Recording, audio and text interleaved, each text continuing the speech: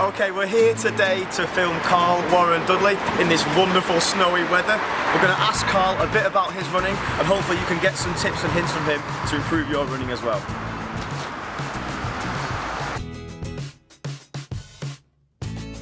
Tell us a bit about yourself, Carl.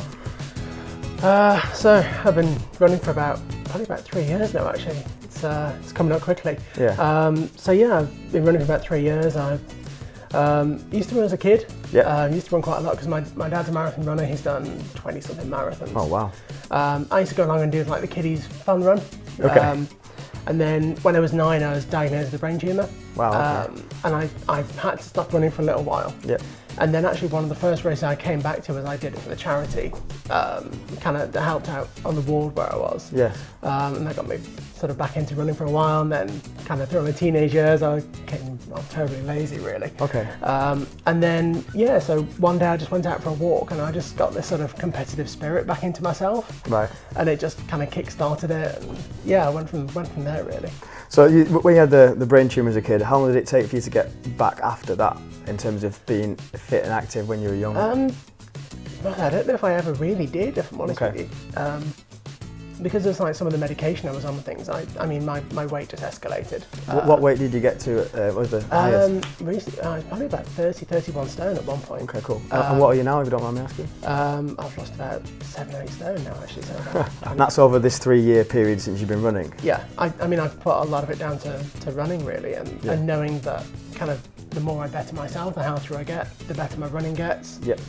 And then actually that helps, you know, with my weight loss as well. So was there a moment that's kind of spurred you on to change all that? Because obviously you were running when you were a kid and your dad was a marathon runner, so it's been ingrained in you, but was there a day where you were like... Yeah, it was just one day I went out, I'd actually eaten far too much. Like, I need to get outside and go for a walk, and I managed to get 1.5 miles in 30 minutes. Okay, perfect. And there was just something in me that went, I wonder if I can get back home in less than 30 minutes. So technically it was my first negative split, I think. Yeah, good. Even thinking about it then, weren't that you? was it, yeah. And I was like, that just kick-started. I'm going to go and join my dad's breakfast run club that he used to go to on a Saturday morning. Just enjoyed it so much, I just kept on going back and back and back, and you know, started to see my times fall in, and you know, my weight loss was going as well. So if you were to break down, like say, a week of training for yourself, how would it lay out from Monday to Friday? Typically Monday is kind of a rest effort done, you know, a long run over the weekend. Tuesday is generally just like a recovery run if I've done. So this weekend I did 15 miles, so today will be a recovery run. Tomorrow I'm actually doing strength and conditioning. Thursday I run with my crew backpackers. We go out and do. Whereabouts are they based? So we run from Lululemon on Regent Street. Cool. On Thursday evenings. Yep. Anyone's watching, you want to join in with those guys? Yeah. Thursday evenings. Come and join us. Saturday sometimes I go down to the track. Yep. Join my club for a track session, and then Sundays it's the long runs. Perfect. I've seen you in a few races, and I've seen you in a few different emotions in races. I've seen you do a personal best, but I've also seen you at Wimbledon Common, where you've had a day which was not one to remember. So you've actually come to races, you started the race, and you haven't felt the best that you've felt and had to pull out during the race. And that's obviously an experience you've had to learn from. And from that, you've been able to do a marathon. So it'd be good to know your mindset behind that. And yeah, I mean, that was the thing that surprised me when I got to Berlin. Because during some races, I mean, Wimbledon Common is the one that always kind of sticks in my mind. Yeah. You know, it's sort of, if something happens or mentally I switch, kind of keep going. And I was worried about that going up to Berlin. But I found that during the race, I had a moment where I kind of hit the wall. Right.